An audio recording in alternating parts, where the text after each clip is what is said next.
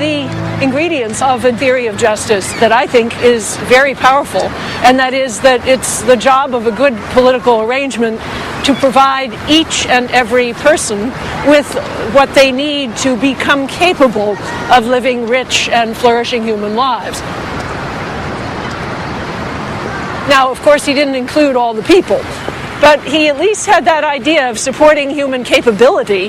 That's the foundation of my own approach. Now then, in the 17th and 18th centuries, a very powerful new approach came on the scene, and that was the social contract approach. Hobbes, Locke, Rousseau, Kant. The social contract approach was inspired by the background culture of feudalism, where all opportunities were distributed unequally to people according to their class, their inherited wealth, and their status.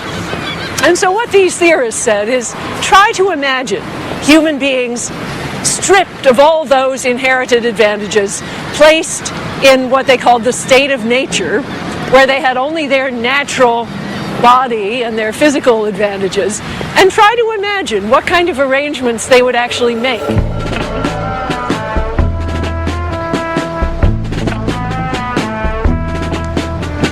The social contract tradition is, of course, an academic philosophical tradition, but it also has tremendous influence on popular culture and our general public life, because every day we hear things like, oh, those people don't pay their own way, or supporting some new group of people, well, there'll be a drag on our economy. So the idea that the good member of society is a producer who contributes advantage to everyone, that is a very live idea, and it lies behind the decline of welfare programs in this country.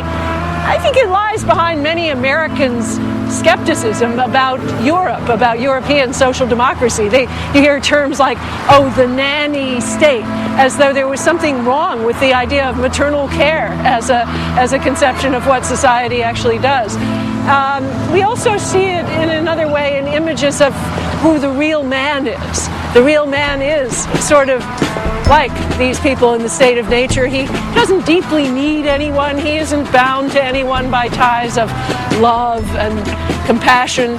He's the loner who can go his own way, and then out of advantage he'll choose to have certain kinds of social arrangements.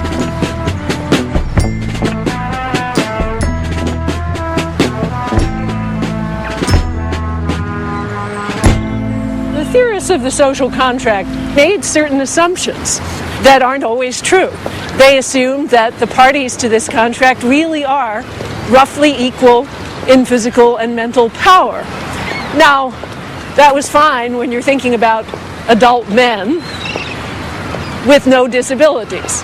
But as some of them already began to notice, it doesn't do so well when you think about women, because women's oppression has always been partly occasioned by their physical weakness compared to men.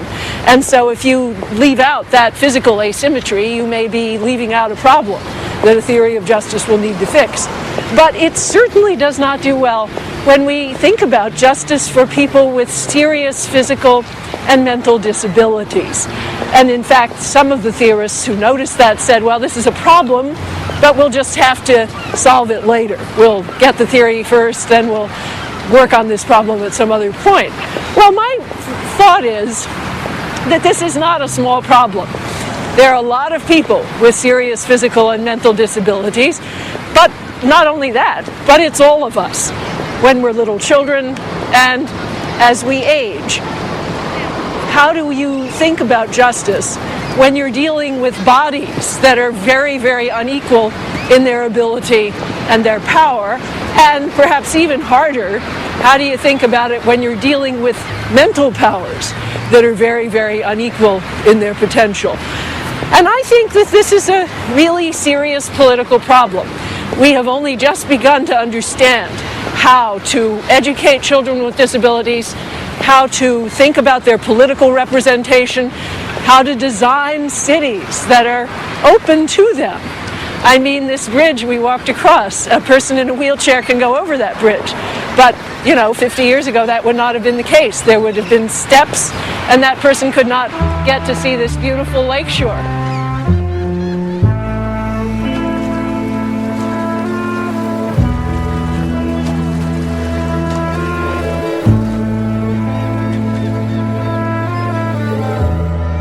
Capabilities approach, as I've developed it as a theory of justice, begins with the idea that all human beings have an inherent dignity and require life circumstances that are worthy of that dignity.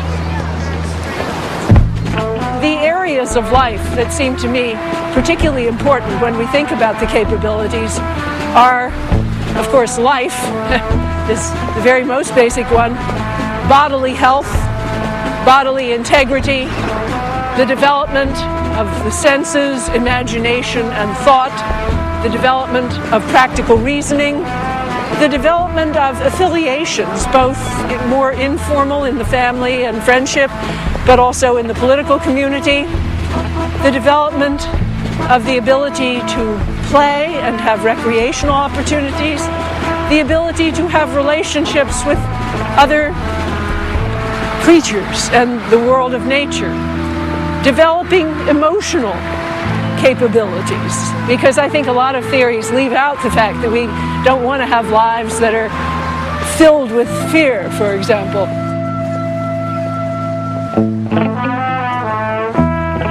In my view, people get together to form a society, not because they're afraid and they want to strike a deal for mutual advantage, but it's much more out of love that they want to join with others in creating a world that's as good as it can be.